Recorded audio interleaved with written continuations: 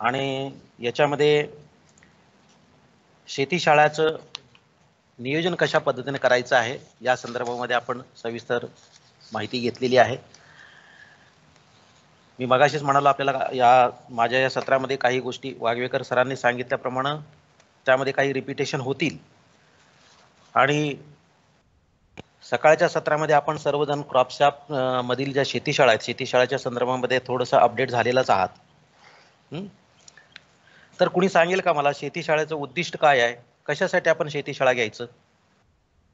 आपण थोडंसं चर्चात्मक जाऊयात. उजळणी प्रशिक्षण वर्ग याचा अर्थ असा असतो की काहीतरी आपल्याला थोडंसं त्यातलं माहिती आहे आणि त्यामध्ये भर घालण्यासाठी काहीतरी नवीन आपण त्यामध्ये ऍडिशन करत असतो. हा बोला. शेतकऱ्यांना नियमित निरीक्षणाची सवय लावणे. अगदी बरोबर. शेतकऱ्यांना नियमित निरीक्षणाची सवय. शाबाश. आणखी कोण सांगेल अजून काय ऍडिशन करेल? हॅलो. हा बोला. शेतकऱ्यांना तज्ञ बनवणे शेतकऱ्यांना त्या विषयामध्ये. अगदी बरोबर, अगदी बरोबर. आणखीन काय ऍड करू शकेल कोणी? शेतकऱ्यांना निर्णयक्षम बनवणे. निर्णय घेण्यासाठी सक्षम बनवणे. बरोबर. शेतकऱ्याला हॅलो. हा बोला. पिकाच्या पेरणीपासून कापणीपर्यंत शेतकऱ्यांना त्या पिकाविषयी आधुनिक तंत्रज्ञान पोहोचवणे. अगदी बरोबर. पिकाच्या पेरणीपासून त्याच्या काढणी पश्चात व्यवस्थापनापर्यंत. बरोबर. ओके. शेतकऱ्यामध्ये सांघिक भावना वृद्धिंगत करणे, भावना वाढवणे. अगदी बरोबर. हाही महत्वाचा उद्देश आहे. म्हणजे बऱ्यापैकी आपल्याला शेतीशाळेचा जे उद्देश आहे, कशासाठी आपण शेतीशाळा घ्यायची याबद्दल आपल्याला कन्सेप्ट क्लिअर आहे की आता जसं तुम्ही सांगितलं शेतकरी शेतामध्ये जे पीक घेतो त्या पिकाचं पीक निहाय तंत्रज्ञान आणि त्या पीक उत्पादन वाढीसाठीचं जे काही तांत्रिक कौशल्य आहे ते कौशल्य शेतकऱ्यापर्यंत प्रभावीपणे पोहोचवणं आणि त्याला त्यामध्ये तज्ञ बनवणं, त्याला पारंगत बनवणं हा एक महत्वाचा उद्देश आहे. बरोबर. त्याचप्रमाणे स्वतःची म्हणजे आपण शेतकऱ्यांची शेतीशाळा घेतो, शेतकऱ्यांच्या बरोबर आपण नियमितपणे काम करतो. क्षेत्रीय स्तरावरती आपण सर्वजण काम करत असताना आपण सर्वांनी आपलं शेतीविषयक किंवा शेतीच्या बाहेरचं सुद्धा ज्ञान आहे, कौशल्य आहे, त्यानंतर वेळेचा सदुपयोग आहे, या सर्व गोष्टी अपडेट आपण करायच्या आहेत आणि ह्याच गोष्टी शेतकऱ्यांच्या पर्यंत पोहोचवायचे आहेत. शेतकऱ्याचं सुद्धा ज्ञान, त्याचं कौशल्य आणि शेतकऱ्याकडे जो वेळ आहे, त्याच्याकडे जी साधनं आहेत, मग त्याची शेत जमीन असेल, त्याच्याकडचे इनपुट्स असतील, त्याची आर्थिक सोबतता असेल, या सर्व गोष्टींचा ताळमेळ घालून कमी वेळेमध्ये, कमी खर्चामध्ये, कमी जागेमध्ये अधिकाधिक उत्पन्न देण्यासाठीचं तंत्रज्ञान शेतकऱ्याला पोहोचवणं हे एक महत्त्वाचं उद्देश शेतीशाळेचा आहे. त्याचबरोबर या शेतीशाळेचं काम करत सर आपण एकटे आहात का हो? किती जण तुमच्याबरोबर काम करतं? कोणाकोणाच्या माध्यमातून आपण काम करतो? कोणी सांगेल? कशा कशामध्ये आपण शेतीशाळा घेतो? कोणाकोणाची मदत घेतो? कोणी सांगा मला. शेतीशाळा आयोजन करत असताना क्षेत्रीय स्तरावरती तुम्हाला कोणाकोणाची मदत होत असते?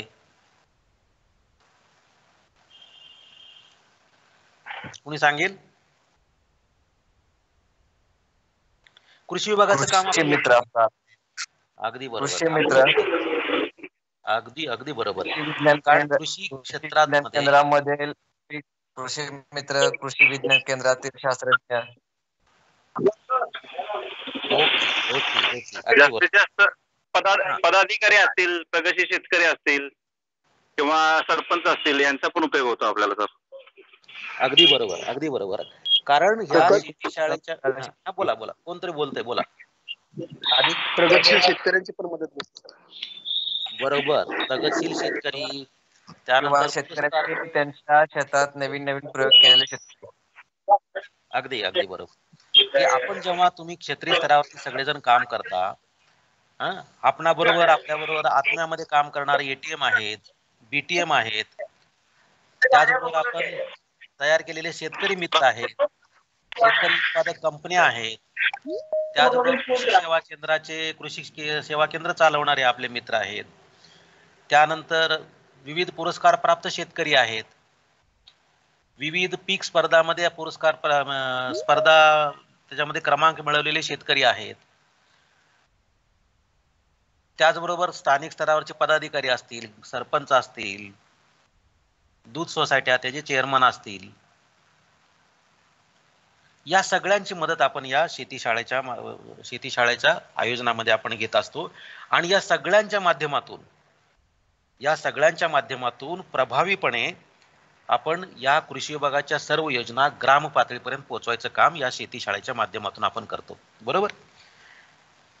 आणि मग यातून काय करतो आपण, हे सगळं शेतीशाळेचं काम करत असताना जसं आपण शेतकऱ्याचं ज्ञान, कौशल्य आणि त्याचा वेळेचा सदुपयोग करण्यासाठी त्याला तंत्रज्ञान देतोय, त्याचबरोबर सध्याच्या परिस्थितीमध्ये शेतकऱ्याला पर्यावरणपूरक आणि हवामानाला अनुकूल असं शाश्वत पीक उत्पादन पद्धती कशा पद्धतीने राबवायची त्या संदर्भामध्ये सुद्धा शेतकऱ्यांना आपण मार्गदर्शन करतात. हे करत असताना शेती क्षेत्रातील जे सुधारित तंत्रज्ञान आहे, प्रगत तंत्रज्ञान आहे, त्या प्रगत तंत्रज्ञानाचा अवलंब त्या शेतकऱ्यांनी करावा यासाठी आपण सर्व कसोशीनं प्रयत्न करतात. बरोबर. म्हणजे काय, एकूण शेतीशाळा म्हणजे काय हो? सकाळी तुम्हाला वाघवेकर सराबाईंनी सांगितलेलं आहे, शेतीशाळेची व्याख्या सांगितलेली आहे. आता सध्या आपण ऑनलाईन प्रशिक्षण घ्यायला लागलोय. बरोबर. कृषी विस्ताराचं एक महत्वाचं सूत्र आहे, कोणी सांगेल का मला? Seeing is believing. अगदी बरोबर. Seeing is believing. Learning by doing. Learning by doing. Okay. Seeing is believing and learning by doing. त्याच पद्धतीनं प्रत्यक्ष कृतीतून शिक्षण देण्याचं काम या शेतीशाळेच्या माध्यमातून करतो. आता या ठिकाणी कृती कोण करतं? शेतकऱ्याला आपण कृती करण्यासाठी उद्युक्त करतो आणि तो करत असलेली कृती आपण शेतीशाळेतील इतर शेतकऱ्यांच्या निदर्शनास आणतो.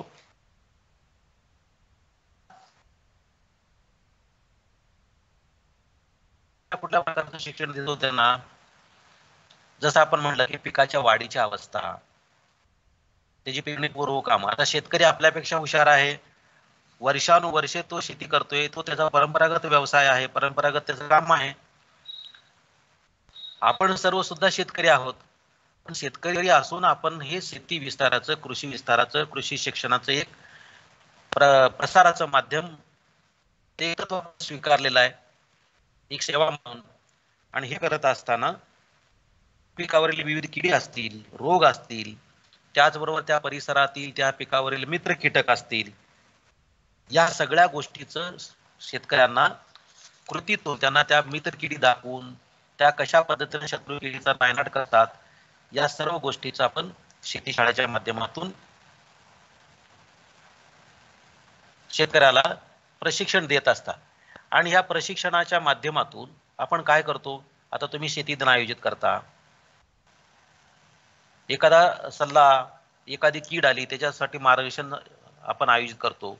त्यासाठी मग कृषी विज्ञान केंद्र असेल, कृषी महाविद्यालय असेल, एखादं संशोधन केंद्र असेल, शास्त्रज्ञ असतील, यांना आपण त्या ठिकाणी आमंत्रित करतो आणि त्यांच्या माध्यमातून शेतकऱ्यापर्यंत तंत्रज्ञान पोचवायचा, सल्ला पोचवायचं काम करतो. म्हणजे काय, शेतकरी ज्या प्रकारची पिकं घेतो त्याचं पीक उत्पादनाबरोबरच त्याचं उत्पादन वाढलं पाहिजे. उत्पादन वाढल्यानंतर त्या उत्पादित मालावरती प्रक्रिया झाली पाहिजे, त्याचं बाजार मूल्य सुद्धा वाढलं पाहिजे. बाजार मूल्य वाढण्यासाठी कशा पद्धतीनं त्यानं काम केलं पाहिजे, कशा पद्धतीनं त्याने प्रक्रिया केली पाहिजे, आणि यासाठीच्या शासनाच्या योजना कोणकोणत्या आहेत, या योजना अंमलबजावणी करणारे इतर कृषी विभागाशी पूरक विभाग कोणकोणते आहेत, शेतकऱ्याला मदत करणारे इतर संशोधन संस्था कोणकोणत्या आहेत, या सगळ्या व्यक्ती, संस्था, या सर्वांमध्ये समन्वय साधण्याचं सुद्धा काम आपण सर्वजण या शेतीशाळेच्या माध्यमातून करत असता. एकंदरीत शेतकरी आणि आपण सर्व क्षेत्रीय कर्मचारी या शेतीशाळेच्या माध्यमातून काय करतो? जसं तुम्ही सगळ्यांनी आता सांगितलं, आपली स्वतःची त्याचबरोबर त्या शेतकऱ्याची क्षमतेमध्ये क्षमता वृद्धिंगत करतो, क्षमता वाढ करतो आपण. त्याचबरोबर शेतकऱ्यांनी एकमेकाला मदत करत राहिली पाहिजे. शेतकरी उत्पादक कंपन्या असतील, शेतकऱ्यांचे गट असतील, गट स्थापित झाले पाहिजेत. गाव म्हटल्यानंतर तिथे मतभेद असतात, तर ते सर्व मतभेद विसरून शेतकऱ्यांनी एकत्र यावं. खिलाडू वृत्तीने गावातील त्या भागातील शेती उत्पादन वाढवावं, म्हणजेच त्या शेतकऱ्यामध्ये खिलाडू वृत्तीची वाढ करणं आणि एकमेकाला प्रांजळपणे मदत करणं आणि गावाचं शेतीचं उत्पादन वाढवणं. त्याचबरोबर या शेतकरी आपल्यापेक्षा हुशार असतो, मी तुम्हाला म्हणालो. बऱ्याचशा गोष्टी आपण शेतकऱ्याकडून समजून घेत असतो. बरंच आता आपण युट्यूबवर ते बऱ्याचशा गोष्टी बघतो की जुनं तंत्रज्ञान जे आता नामशेष होत चाललंय त्याला आता काही ठिकाणी परत बळकटी येते, तेच तंत्रज्ञान नव्यानं पुढे येत आहे. अशा ठिकाणी हे ज्या शेतकऱ्यांचे सुप्त गुण आहेत त्या सुप्त गुणांना चालना देण्याचं काम सुद्धा आपण या शेतीशाळेच्या माध्यमातून करता. म्हणजे काय, या सर्व गोष्टीच्या माध्यमातून ज्या गावामध्ये तुम्ही शेतीशाळा घेता मित्रांनो, त्या गावामध्ये एकंदरीतच आपण एक उत्साहाचं वातावरण तयार करता, एक समारंभ असल्यासारखं तुम्ही वातावरण तयार करता. बरोबर आहे का मी म्हणतो ते? असं वाटतं का तुम्ही शेतीशाळा ज्या दिवशी घेता त्या दिवशी कधीतरी शेतकरी तुमची वाट बघत बसतात? असं नेहमी होतं ना? बरोबर आहे सर, बरोबर आहे. ओके. तर आपण या खरीपामध्ये जी महत्वाची पिकं आहेत या सर्व पिकांचं पेरणीपासून काढणीपर्यंत आणि काढणी झाल्यानंतर सुद्धा काढणी पश्चात तंत्रज्ञान शेतकऱ्यापर्यंत पोहोचण्यासाठी आपण विविध वर्ग घेता आणि त्या वर्गाचं तुम्ही एक कॅलेंडर तयार करता, एक अभ्यासक्रम तयार करता. पीक वाढीच्या अवस्थेनुसार एक तुमचं एक अभ्यासक्रम, एक शेड्यूल वर्गाची आखणी करता आणि त्या पद्धतीनं शेतकऱ्यांना मार्गदर्शन करण्याचं नियोजन तुम्ही करता. आता मगाशी वाघवेकर साहेबांनी सांगितलं की आपल्या साधारणपणे आपल्या कोल्हापूर विभागामध्ये आपण भात आहे, सोयाबीन, तूर, मका, ज्वारी, ऊस, रबी हंगामातला हरभरा या महत्वाच्या पिकावरती शेतीशाळा घेणार आहात. आता ह्या शेतीशाळा गेल्या 2 वर्षापासून आपण बघतोय की कोरोनाला आपण फेस करतोय. आता कोरोनाच्या पार्श्वभूमीवर या शेतीशाळा राबवायच्या कशा? सर्व शाळा ऑनलाईन झालेल्या आहेत, परीक्षा ऑनलाईन झालेल्या आहेत, ट्रेनिंग ऑनलाईन झालेली आहेत. मग ही शेतीशाळा ऑनलाईन घेता येईल का हो? काय कोणी मत देईल का? शेतीशाळा आपल्याला ऑनलाईन घेता येईल? घेता येऊ शकेल सर. हा घेता येईल सर. घेता येऊ शकेल. काही निरीक्षण घ्यावी लागतील फील्ड मधली, परंतु जे बाकीचं आहे ते घेऊ शकतो. म्हणजे संपूर्ण 100% नाही घेता येणार, पार्शली घेता येईल. आपल्याला प्रयत्न करता येईल, परंतु ऑनलाईन शेतीशाळा यशस्वी झाल्या असं म्हणता येणार नाही मित्रांनो. कारण मगाशी आपण काय सांगितलं, कृतीतून शिक्षण द्यायचं शेतकऱ्याला. Seeing is believing. पण ऑनलाईनच्या माध्यमातून आपण एखादं प्रशिक्षण देत असताना, जसं आता आम्ही आमच्या स्तरावरून आता सध्या ऑनलाईन प्रशिक्षणामध्ये आपण सर्व सहभागी आहात, परंतु मी तुमचे चेहरे बघू शकत नाही, तुमच्या प्रतिक्रिया फक्त ऐकू शकतो, परंतु मी तुम्हाला कुठलीही कृती करून दाखवू शकत नाही किंवा तुमची कृती मी ऑब्झर्व करू शकत नाही. तर अशा पद्धतीने काही मर्यादा या ऑनलाईन प्रशिक्षणामध्ये आहेत. परंतु हे कृतीतून शिक्षण देत असताना कोविडच्या बॅकग्राऊंडवरती आपल्याला काही पथ्य पाळून ही प्रशिक्षण कार्यक्रम आपल्याला फिजिकली घ्यावे लागणार आहेत. कारण त्यासाठीच आपण शेतकऱ्याचं क्षेत्र निवडणार आहोत, गाव निवडणार आहोत आणि त्या गावातील मग शेतकरी निवडणार आहोत. ओके. आता ह्या शेतीशाळाचं आयोजन करत असताना कोणाकोणाला आयोजन करायचंय? प्रामुख्यानं या चालू वर्षामध्ये आपल्याला गाईडलाईन्स बघितले असतील तर त्यामध्ये केवळ कृषी सहाय्यकांनी शेतीशाळाचं आयोजन करावं असं म्हणलेलं आहे. परंतु आपल्याला जर लक्षांक वाढवून मिळालं किंवा स्थानिक गरज निर्माण झाली तर मग कृषी पर्यवेक्षकांनी सुद्धा शेतीशाळेचं आयोजन करावं असं नमूद केलेलं आहे. ओके, तर प्रामुख्यानं पहिल्यांदा आपल्याला कृषी सहाय्यकाकडे शेतीशाळेचं नियोजन करायचंय आणि आपल्याला वाटलं की एकूण त्या गावातील पिकाखालचं जे क्षेत्र आहे त्याचा विचार करता किंवा आपल्या कार्यक्षेत्रामध्ये कृषी सहाय्यकाच्या अधीनस्थ असलेलं क्षेत्र, एकूण गावं, कृषी पर्यवेक्षकांच्या कार्यक्षेत्रातील गावं आणि त्या पिकाखालील क्षेत्र याचा विचार करून मग शेतीशाळेचं नियोजन आपण आपल्या वरिष्ठांशी चर्चा करून त्याचं लक्ष्यांक निर्धारित करून त्या पद्धतीने आपण काम करू शकता. ओके, त्याचबरोबर मित्रांनो आपल्याला सगळ्याला माहिती आहे शेती क्षेत्रामध्ये सर्वात जास्त सहभाग कोणाचा आहे, कोणी सांगेल का? महिलांचा. अगदी बरोबर. शेतीशाळेमध्ये सर्वाधिक शेतीमध्ये सगळ्यात काम जास्त कोण करत असेल तर त्या महिला करतात. आणि मग हे शेतीचं ज्ञान जे आहे, तंत्रज्ञान आहे, ते जर आपण महिलांच्या पर्यंत पोहोचवू शकलो शेतीशाळेच्या माध्यमातून तर ते आणखीन चांगलं होईल. तर त्याकरिता या शेतीशाळेमध्ये एकूण जेवढे शेतकरी आहेत, आपण जे शेतकरी निवडणार आहात त्यापैकी 30% शेतकरी महिला असणं आवश्यक आहे. त्या पद्धतीने आपण महिला शेतकऱ्यांची निवड करायची आहे. म्हणजे आपण एकदा गावाची निवड केली, गावाची निवड केल्यानंतर मग शेतकऱ्यांची आपण निवड करणार आहात. शेतकऱ्यांची निवड करत असताना त्यामध्ये महिलांचा सहभागासाठी आपण प्रयत्न करणार आहात. ओके, आता या ठिकाणी शेतीशाळेमध्ये गाव हा घटक आहे. गाव हा घटक धरून आपण शेतीशाळेचं नियोजन करणार आहात. मग हे गाव हे घटक धरून नियोजन करत असताना आणि आपल्या गावामध्ये जर 4 प्रमुख पिकं असतील तर कोणत्या पिकाची शेतीशाळा निवडाल आपण? काय क्रायटेरिया लावणार तुम्हाला त्या शेतीशाळेसाठी पीक निवडताना? कोणी सांगेल? ज्याचा एरिया जास्त आहे हा, एकाने कोणीतरी सांगा. ज्या पिकाचा एरिया जास्त आहे त्याचं घ्यायचं.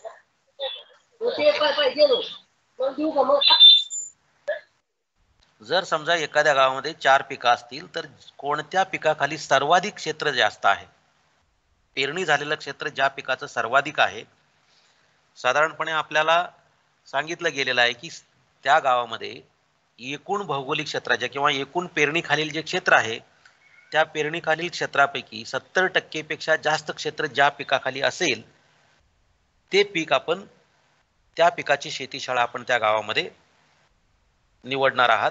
त्याचं नियोजन आपण करणार आहात. म्हणजे त्या गावातील प्रमुख पीक असं असेल की ज्या पिकाचं त्या गावातील पेरणी खालचं क्षेत्र 70% पेक्षा अधिक असणार आहे. ओके, त्याचप्रमाणे जसं आपण क्रॉपशॉप मध्ये आता गेल्या वर्षी आपण एखादं गाव निवडलं असेल, फिक्स्ड प्लॉट सुद्धा आपण गेल्या वर्षी निवडले असतील, मग या वर्षी काय करणार आहात आपण? वेगळं गाव निवडणार आहात का तेच गाव निवडणार आहे? कोणी सांगेल? गेल्या वर्षी आपण फिक्स्ड प्लॉट ज्या गावामध्ये निवडलेले होते सर्वेक्षणासाठी तेच निवडणार आहात का वेगळं निवडणार आहात? गाव तेच निवडणार सर. अगदी बरोबर. क्रॉपशॉप मध्ये मागील वर्षी आपण जे गाव निवडलं होतं आणि ज्या गावात आपण फिक्स्ड प्लॉट निवडलेले होते तेच गाव या वर्षी आपण शेतीशाळेसाठी निवडणार आहात. आणि त्या ठिकाणी आपण शेतीशाळा आयोजनाचं काम करणार आहात. आता हे शेतीशाळा निवडत असताना आपल्याला सगळ्यांना माहिती आहे की त्या गाव निवड करणं, गावातील शेत निवडणं, शेतकऱ्यांची निवड करणं, यामध्ये जे शेत आहे, जे क्षेत्र आहे ते क्षेत्र गावापासून जवळ असलं पाहिजे. आपल्याला तिथं येणं जाणं सोयीचं राहिलं पाहिजे. त्याचबरोबर त्या शेतीशाळेसाठी त्या प्रात्यक्षिक प्लॉटवरती गावातील इतर शेतकऱ्यांना सुद्धा येणं जाणं सोयीचं झालं पाहिजे. अशा पद्धतीने आपण क्षेत्र निवडणार. बरोबर. आणि हा प्लॉट निवडल्यानंतर त्या ठिकाणी आपल्याला एक कंट्रोल प्लॉट सुद्धा निवडणं गरजेचं आहे. आणखीन काय काळजी घ्यालो असा तिथं शेतीशाळेसाठी तुम्ही जो प्लॉट निवडणार आहे त्या ठिकाणी आणखीन काय काळजी घ्यायला पाहिजे? कुणी सांगेल? आता सध्या जसा पावसामध्ये खंड पडलेला आहे, असा जर पावसाचा खंड पडला आणि त्यांनी पाणी द्यायची सोय असेल त्या पिकाला. अगदी बरोबर, अशी अपवादात्मक परिस्थिती जर निर्माण झाली तर त्या प्लॉटच्या जवळ, शेती शाळेसाठी तुम्ही जो प्लॉट निवडलेला आहे त्या प्लॉटच्या जवळ संरक्षित सिंचनाची सुविधा असणं गरजेचं आहे. ती काळजी मात्र आपण घ्यायला पाहिजे. तर आपण जे गाव निवडणार आहात, शेतकरी निवडणार आहात, जे क्षेत्र निवडणार आहात, त्यामधले हे काही बारकावे तुम्हाला सांगायचे होते, त्यावरती आपण आता चर्चा केली. त्याचबरोबर कोविडच्या बॅकग्राऊंडवरती आपल्याला ह्या शेतीशाळा प्रात्यक्षिकाच्या माध्यमातून प्रत्यक्ष पद्धतीने घ्यायचेच आहेत. परंतु याच्यामध्ये काय होतं,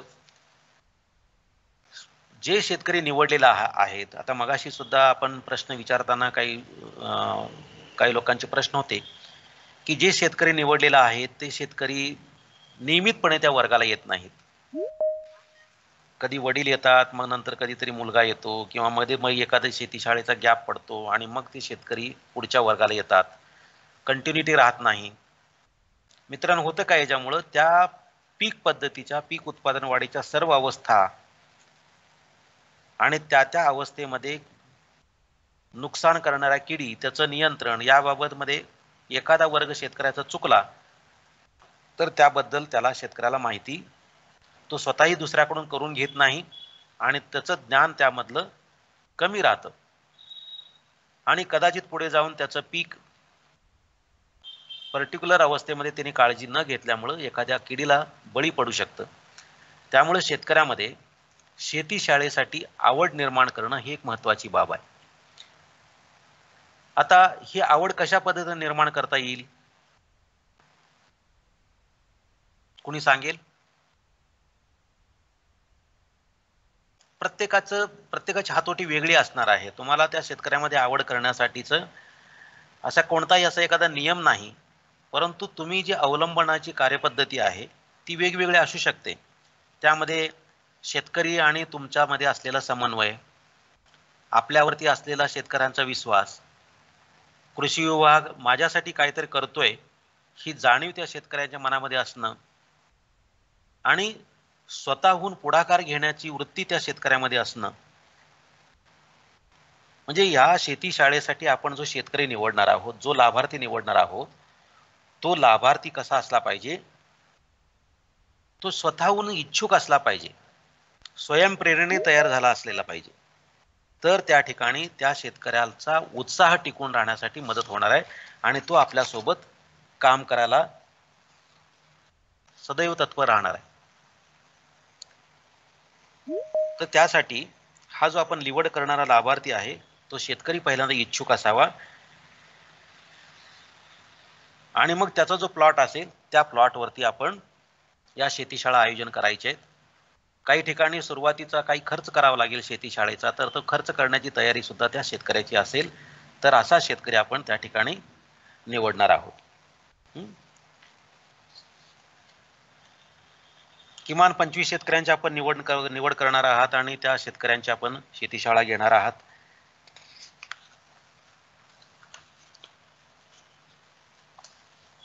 या शेतीशाळेच्या माध्यमातून आणखीन काय करणार आहोत आपण? आता विकेल ते पिकेल हे अभियान आपण राबवता, एक गाव एक वाण ही संकल्पना राबवत आहात. जमीन आरोग्य पत्रिकेच्या माध्यमातून शेतकऱ्याच्या जमिनीचं माती परीक्षण करणं, त्यानुसार खताचा समतोल वापर करण्यासाठी शेतकऱ्यांना मार्गदर्शन करणं, अशा अनेक प्रकारच्या संकल्पना या शेतीशाळेच्या माध्यमातून आपण शेतकऱ्यापर्यंत पोहोचवणार आहात. बरोबर आहे?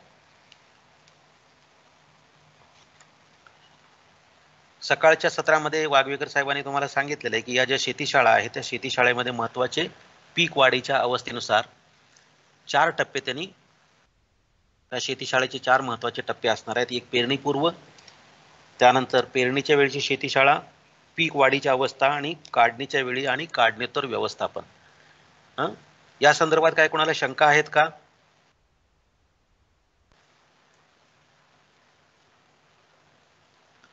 शेतीशाळा आयोजनाच्या संदर्भामध्ये जो आपल्याला अभ्यासक्रम असणार आहे त्या संदर्भात काय कोणाला शंका आहेत का?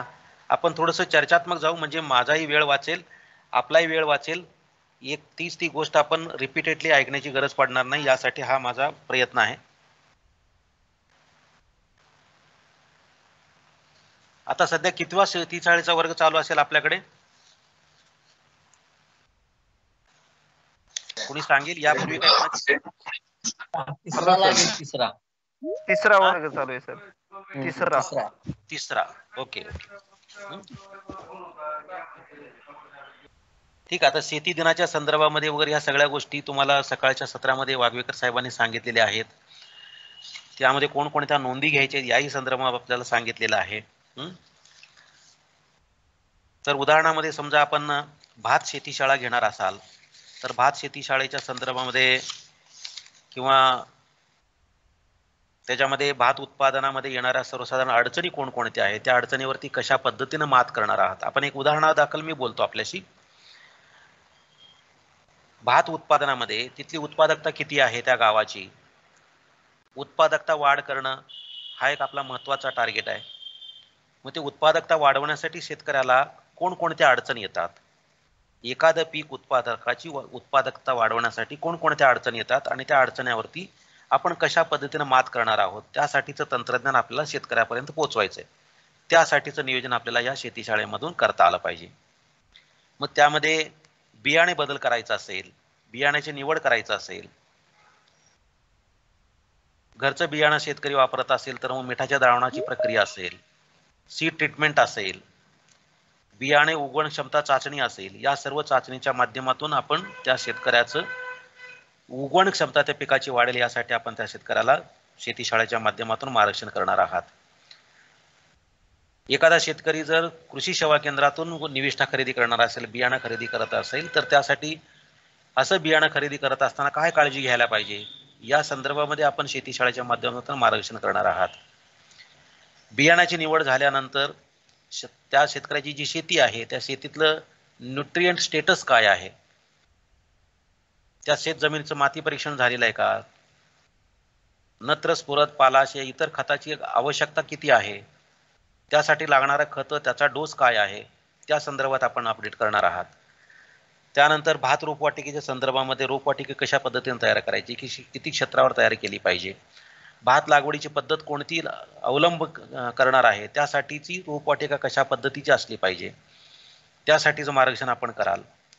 त्याचबरोबर रोपवाटिका अवस्थेमध्ये असताना, भाताची रोपवाटिका रोप अवस्थेमध्ये असताना त्यासाठीचं पीक व्यवस्थापनाची संकल्पना काय असणार आहे, integrated pest management, nutrient management, या संदर्भामध्ये आपण शेतकऱ्याला मार्गदर्शन करणार आहात.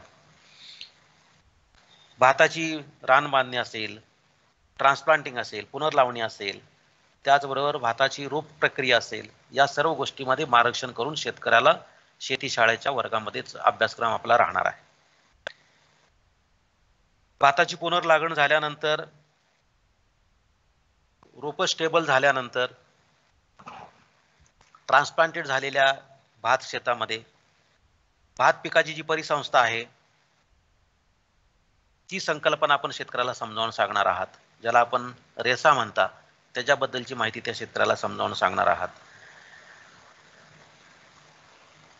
त्या भात क्षेत्रामध्ये येणाऱ्या ज्या किडी आहेत त्या किडीच्या सर्वेक्षणासाठी जे असतील ते कामगंध सापळे असतील, त्याचा उपयोग कशा पद्धतीने करायचा आहे, त्याचं व्यवस्थापन कशा पद्धतीने करायचं आहे, त्या संदर्भातली माहिती असेल. या पीक वाढीच्या अवस्थेमध्ये येणाऱ्या विविध किडी आहेत, त्या किडीची ओळख कशा पद्धतीने करायची आहे, त्या किडी कशा ओळखायच्या, त्याची नुकसान पातळी कशा पद्धतीने ओळखायची आहे, कंट्रोल मेजर कधी करायचं आहे, औषध फवारणी करायची गरज कधी असणार आहे त्या शेतकऱ्याला. त्याचबरोबर त्या भातावरती जे काही मित्र कीटक असतील त्या मित्र कीटक कसे ओळखायचे आहेत, शत्रू कीड कशा पद्धतीने ओळखायची आहे आणि या मित्र कीटकांचं भात शेतीतील महत्त्व काय आहे या संदर्भात आपण शेतकऱ्याला समजावून सांगणार आहात. शेतकऱ्याला काही कीटकनाशक तयार करण्याची गरज पडेल, वापरायची गरज पडेल, त्यासाठी ही वनस्पतीजन्य कीटकनाशक शेतकऱ्याला कशा पद्धतीने तयार करता येतील, त्यासाठी मग तुम्ही दशपर्णी अर्क असेल, बऱ्याच प्रकारची आपण ही कीटकनाशक, बुरशीनाशक स्थानिक स्तरावरती शेतकऱ्याच्या मदतीने तयार करता, त्याबद्दलचं तंत्रज्ञान ही कीटकनाशके हाताळत असताना काय काळजी घ्यायला पाहिजे या संदर्भातलं मार्गदर्शन त्या सत्र त्या मार्गदर्शनामध्ये असलं पाहिजे. त्याचबरोबर कीटकनाशक वापरण्याचं प्रमाण किती असलं पाहिजे पेस्टिसाइड रेशिड्यूच्या संदर्भामध्ये, कारण आपण हे सगळे शेतकरी जो पिकवतो हे सगळं कन्झ्युमेबल प्रॉडक्ट्स आहेत. सध्या रेशिड्यू फ्री सेंद्रिय शेती उत्पादन ही संकल्पना सगळीकडे आता जोर धरते आहे. अशा पद्धतीमध्ये त्या शेतकऱ्याचा उत्पादित माल हा रेसिड्यू फ्री कसा राहील आणि मग हे रेसिड्यू फ्री राहत असताना या कीटकनाशकांचा मानवी जीवनावरती काय परिणाम होतोय या संदर्भात सुद्धा त्या शेतकऱ्याच्या या शेतीशाळेमध्ये अभ्यासक्रम त्याची नोंद असणं गरजेचं आहे. भाताच्या विविध वाढीच्या अवस्थेमध्ये येणाऱ्या कीड रोग त्याचं व्यवस्थापन या संदर्भामध्ये आपण त्या अभ्यासक्रमामध्ये समावेश करायचा आहे. मग त्याचबरोबर तण व्यवस्थापन असेल, अन्नद्रव्य व्यवस्थापनाचं काम असेल, पाणी व्यवस्थापनाचं काम असेल, या सर्व गोष्टींच्या संदर्भामध्ये आपण या अभ्यासक्रमामध्ये अंतर्भूत करून भाताची काढणी झाल्यानंतर काढणी कशा पद्धतीने करायची आहे, त्याची कापणी कशा पद्धतीने करायची आहे, यांत्रिकी पद्धतीने जर त्याची कापणी करणार असेल तर कोणती यंत्रसामुग्रीचा वापर केला पाहिजे, साठवणूक कशा पद्धतीने करायची आहे, काढणी पश्चात तंत्रज्ञान कशा पद्धतीचं आहे. आपल्याकडे आता प्रोसेसिंगच्या संदर्भामध्ये बऱ्याचशा योजना, बाजार व्यवस्थापनाच्या संदर्भामध्ये बरेचसे प्रकल्प आपल्याकडे येत आहेत. स्मार्ट सारखा प्रकल्प आपल्याकडे आता येऊ घातलेला आहे, त्यामध्ये आपण सर्वजण काम करत आहात. तर विक्री व्यवस्था प्रक्रियेच्या माध्यमातून शेतकऱ्यांना उत्पादित केलेल्या माला अधिकाधिक दर मिळण्यासाठी आपण त्या शेतकऱ्याला मार्गदर्शन करायचं आहे. हाही विषय त्या अभ्यासक्रमाचा भाग असणं आवश्यक आहे. ओके. त्याचबरोबर शेतीशाळा सुरू करत असताना त्या शेतीशाळेमध्ये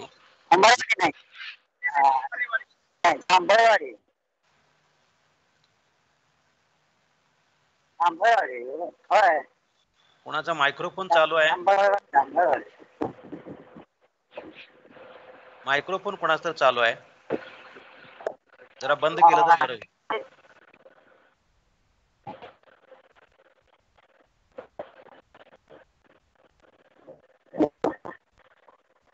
आता या शेतीशाळा घेत असताना शेतीशाळा घेण्यापूर्वी जसं आपण एखाद्या प्रशिक्षणाला गेल्यानंतर प्रशिक्षण सुरू करण्यापूर्वी प्रशिक्षणाला सामोरं जाताना आपल्याला त्या विषयाबद्दल कितपत ज्ञान आहे यासाठी एक आपण प्री टेस्ट घेत असतो. तशाच पद्धतीनं शेतीशाळेसाठी निवडलेले जे शेतकरी आहेत,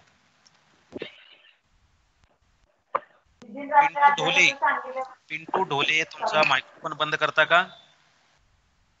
ओके, थँक्यू. शेतीशाळेसाठी तुम्ही जे शेतकरी निवडणार आहात त्या शेतकऱ्यांचं पीक उत्पादनाच्या संदर्भातलं जे तंत्र आहे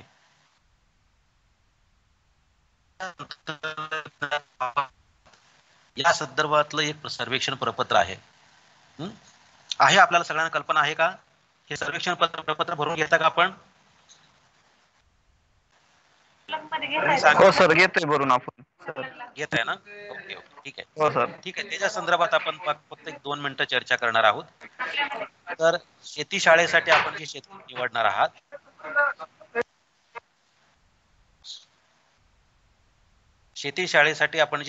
निवडणार आहात त्या शेतकऱ्यांचं त्याच्याकडे असलेलं तंत्रज्ञान त्याचं नॉलेज टेस्ट करण्यासाठी म्हणून आपण एक प्रपत्र भरून घेतो. त्याच्यामध्ये शेतकऱ्याचं नाव, त्याचं गाव, त्याचा संपर्क क्रमांक असेल आणि त्याचं पीक कोणतं आहे आणि पिकाखालचं क्षेत्र कोणतं आहे. भात पीक असेल ते भात पिकाखालील क्षेत्र किती क्षेत्रावरती त्यांनी भाताची लागवड केलेली आहे. आपण उदाहरण भात घेऊन चालूयात. आता या भात पिकासाठी ते शेणखताचा वापर करतात किंवा नाही, शेणखताचा वापर करत असल्यास त्याचं प्रमाण किती आहे, प्रति गुंठा किती प्रमाणामध्ये शेणखत वापरतात, त्याचप्रमाणे बियाणं कोणत्या प्रकारचं वापरतात, सुधारित वापरतात, संकरित वापरतात, स्थानिक वापरतात, त्याच्या बियाण्याच्या संदर्भातला तपशील, बियाण्याचं जात कोणती आहे, त्याचं नाव, याचा तपशील या प्रपत्रामध्ये भरायचा आहे. त्यानंतर बियाणं कोणतं वापरतात, ते घरगुती वापरतात, पायाभूत वापरतात का प्रमाणित बियाणं वापरतात, कालावधी किती आहे त्याचा, मग तो हळवा भात आहे, गरवा आहे, निम गरवा आहे, कालावधीनुसार भात पिकाची वर्गवारी काय आहे. त्यानंतर बियाणं जर त्यांनी खरेदी केलं असेल तर ते खरेदीचं ठिकाण कोणतं आहे, कोणत्या विक्रेत्याकडून त्यांनी खरेदी केलेलं आहे त्याचा तपशील, बियाणं खरेदीची त्यांनी पावती घेतलेली आहे का,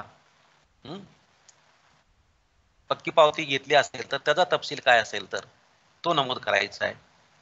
त्यानंतर जर समजा काही शेतकरी घरचं बियाणं वापरत असतील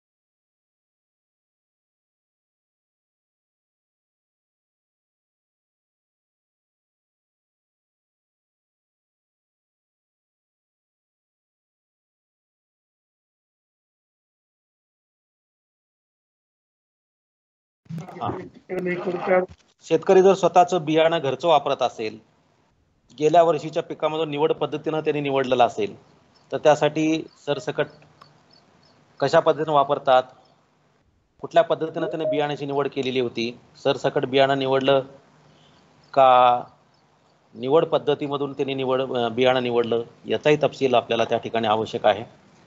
त्यानंतर बियाणे उगवण तपासणी करतात का, बियाण्याची उगवण क्षमता तपासली जाते का, रासायनिक आणि जैविक बीज प्रक्रिया करतात का त्याच्याबद्दलची माहिती. त्यानंतर घरचं किंवा स्वतःकडचं बियाणं वापरत असतील तर मिठाच्या द्रावणाची प्रक्रिया ते करतात का शेतकरी, त्याच्याबद्दल त्यांना तंत्रज्ञान माहिती आहे का. भात पिकाची पेरणी कोणत्या पद्धतीने करतात, पेरणी करतात, टोकन करतात, रोपांची लागण पद्धतीने करतात, या संदर्भातली माहिती त्या प्रपत्रामध्ये नमूद करायची आहे. त्यानंतर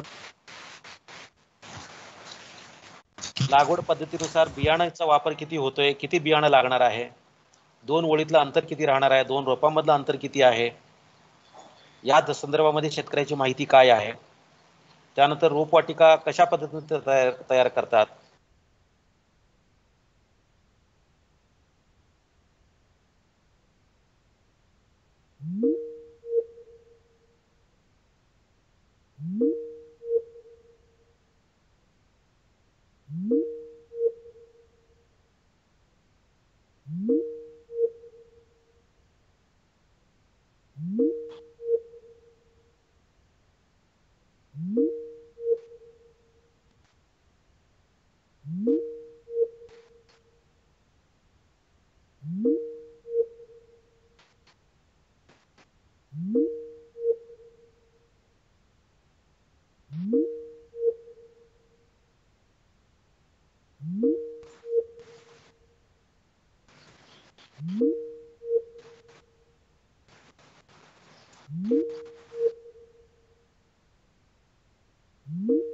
त्यानंतर 4 सूत्री भात लागवडीसाठी 4 सूत्री पद्धतीचा अवलंब करतात का, त्याच्याबद्दल शेतकऱ्याला माहिती आहे का.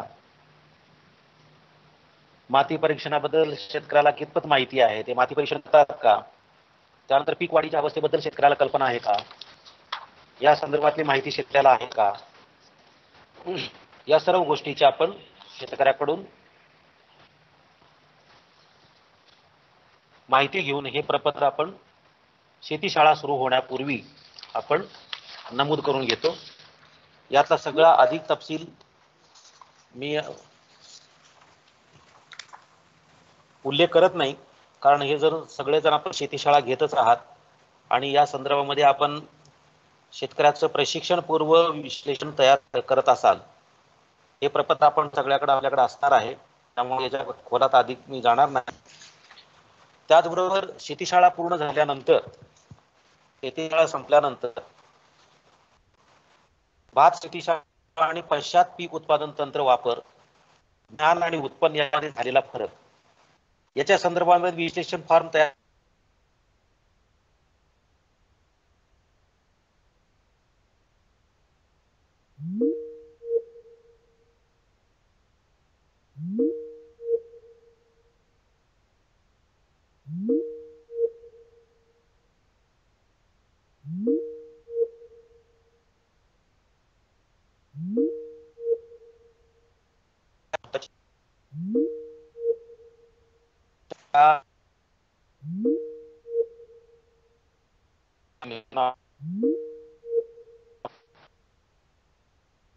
करतो क्रॉपशॉपच्या माध्यमातून आपल्याला त्यासाठी शेतीशाळाच्या आयोजनासाठी जवळपास आपल्याला एका शेतीशाळेसाठी 14,000 रुपयाची तरतूद करण्यात आलेली आहे.